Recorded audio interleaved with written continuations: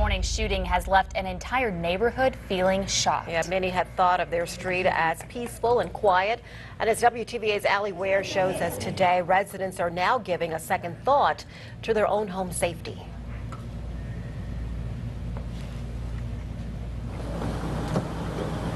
Kind of unnerving. Police sirens and lights wake this quiet neighborhood on Springdale Drive. What is an extremely quiet street, nice cul-de-sac, nice part of town, so we're totally surprised to have such an incident of this type occur on our street. Not only were neighbors surprised, the police were as well, including Police Chief Tony Carlton, who says this isn't a high crime area. Actually, I had to repeat myself several times and said, now where is this happening? Because this is not typical for this part of Tupelo. Police say they do believe this was an isolated event and residents in the area should not worry. The people we talked to who live on that street say they're glad it's over and feel pretty safe. However, that doesn't take away the fear that some felt. Our youngest son came and got in our bed this morning about 5 a.m., so something woke him up. So there was a good chance that he heard what was going on and then came and got in our bed. In Tupelo, Allie Ware, WTVA News. Allie, thank you very much. Remember, you can always keep up with breaking news as it's happening with our WTVA News app. The app will keep you informed on state and local news, election coverage, sports, and a whole lot more. It's absolutely free and available for all smartphones and tablets. Switching gears now, we have seen another round of showers and thunderstorms popping up in some parts of North Mississippi this afternoon, and some of the storms packing some high winds and dangerous lightning. But, however, here's a nice look, a live look from our Tupelo Tower Cam. And now let's go straight over to our chief meteorologist, Matt Lawpon, for a first look at that Weather Authority forecast. Yeah, some of those storms popping up, heavy rainfall, the main factor. They've mainly been south of the Highway 82 corridor. And as we look at the latest scans on Storm Track Doppler, that's where they remain at this time, a few close to Grenada. They were severe previously when they were out in the Delta. Notice as this line moved in, though, the showers become more sporadic, with the exception of down close to Louisville. Quite a few lightning strikes with that thunderstorm there, but non-severe. I think still wind gusts 40 miles per hour possible out of that. And these are very summer-like. Notice how you have some heading south, others heading east. And so the difference in direction there tells us the tornado chance is 0. With that in mind, as we look at a wider perspective, there's a chance of tornadoes with these storms out there toward Texas and a few out toward Florida. This is Andrea, and this is a storm system that could bring us some rumbles for tomorrow. We'll have the latest details on that, of course, come up here in just a couple of minutes, because we do think it's going to be a peculiar interaction between those two storm systems the next couple of days. And that does mean, anytime you say something weird like that, we're adding in some rain chances for the weekend. We'll discuss timing here in a couple of minutes. Sonia. All right, thanks a lot, Matt. And don't forget, you can always keep track of the latest weather online or on your phone. Download the WTVA weather app and get instant access to the latest radar, temperatures, and any watches or warnings. The WTVA weather app is available right now. It's free and can be used with all smartphones and also tablets.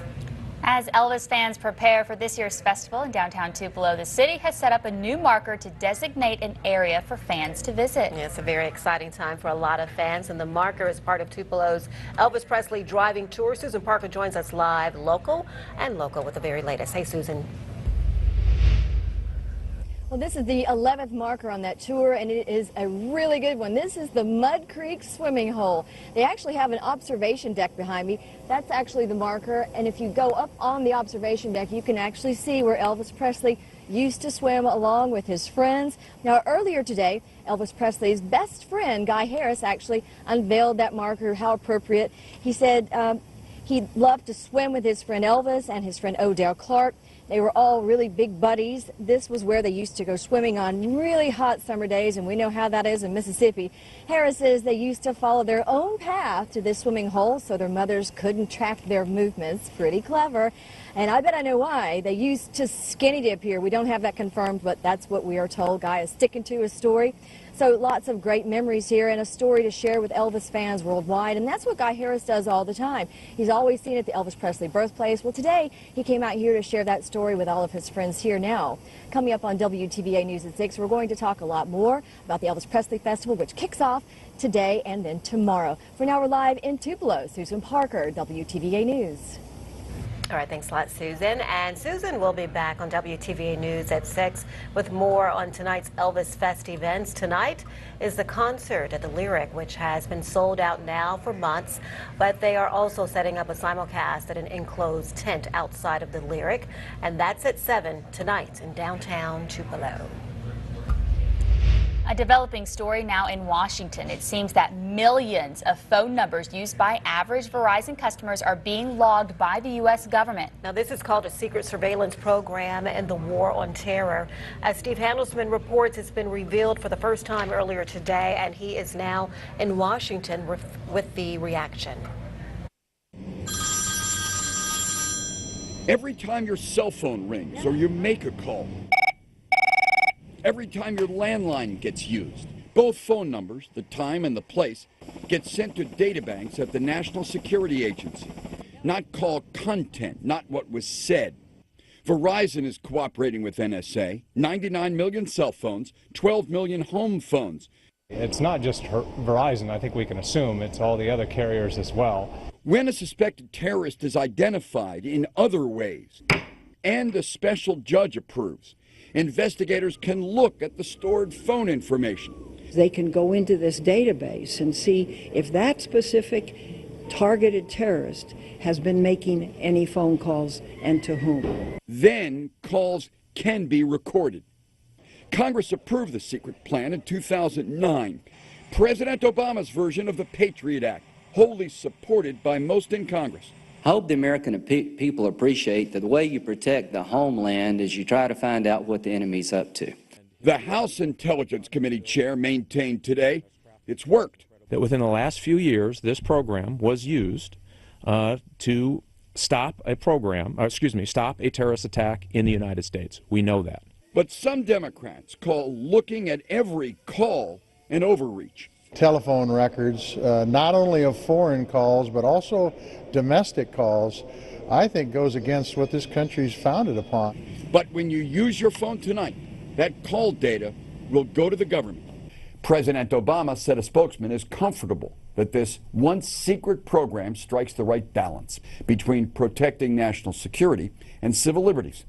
From Washington, I'm Steve Handelsman, WTVA News. And in other news today, the health care reform law remains unpopular with Americans just months before it goes into effect. An NBC poll shows 49% of Americans say they believe the Health Care Act is a bad idea. Now, that's the highest number since the poll began measuring back in 2009. And the negative number has risen as the political battle over funding and implementing the law heats up. After a major fall yesterday, the stock market finished the day on a high note. The Dow Jones Industrial Average rose 80 points to close to over 15,000. Investigators are looking ahead to the Labor Department's monthly jobs report, which comes out tomorrow. Investors helped move retail stocks higher after several store chains, including Costco, reported good sales for May. And in other consumer news, just days after Chrysler refused a government-requested recall on older model Jeeps, they have decided to do two separate recalls for more than 400,000 Jeep Patriots and Compasses from 2010 and 2012 to fix airbag and seat belt issues. They are also recalling 221,000 Jeep Wranglers from 2012 and 2013 to repair transmission fluid leaks. Swimming champion and actress Esther Williams passed away today at the age of 91. According to her publicist, Williams died in her sleep early this morning. Williams got her start in films after winning the 100-meter freestyle at the 1939 U.S. National Championships. Williams quickly became one of Hollywood's biggest faces, appearing in aquatic Technicolor musicals of the 1940s and 50s. Loved her movies. And in England, the Queen's husband is back in the hospital. 91-year-old Prince Philip has been admitted to a London hospital for an exploratory operation. Now, that operation is scheduled for tomorrow and comes after a week of what doctors call abdominal investigations. Prince Philip turns 92 on Monday. And our coverage continues today on a story we had as breaking news on Wednesday. The search continues today in Pennsylvania for survivors at the site of that deadly building collapse. Chris Clackham is in Philadelphia, and he brings us the very latest.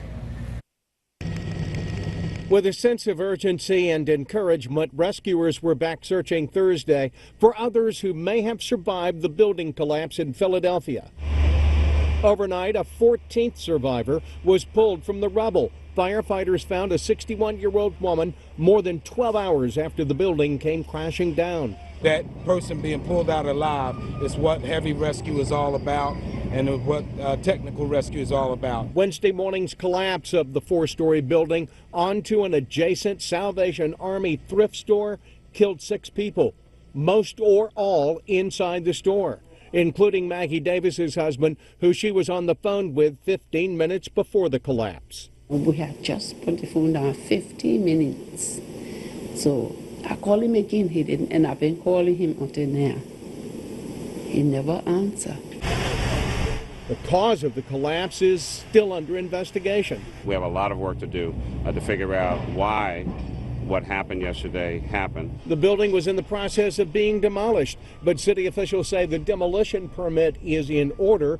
And although some question the safety of demolishing a building next to one that's occupied, Mayor Michael Nutter says it's common. You have demolitions all the time with active buildings next to them, and they're done very safely in this city all the time. Still, local district attorneys and a crime scene unit were also spotted at the site Thursday. Chris Clackham, WTVA News. And we still have much more news ahead. Coming up, Florida prepares for a tropical storm, and the effects are already being felt.